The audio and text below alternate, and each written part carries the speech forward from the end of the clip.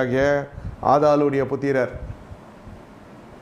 இப்படி ஏசாவின் ஏதோமியருடைய வம்சத்தில் வந்தது தான் இந்த அமலேக்கியர் என்று வேதம் சொல்லுகிறது.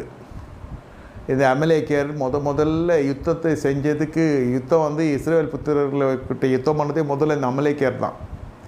எப்படியோ கர்த்தர் வனாந்தர வழியாக கொண்டு போயிட்டார். அமலேக்கியர் இங்கே இருக்கிறான், கானானியர் இங்கே இருக்கிறான், இப்போ தான் நீங்கள் செங்கடல் கடந்து வந்திருக்கிறீங்க, இது செங்கல் அறுத்த ஜனங்க, இதுங்களுக்கு யுத்தம்லாம் பயிற்சியே கிடையாது, யுத்தத்தை குறித்த நாலேஜும் கிடையாது.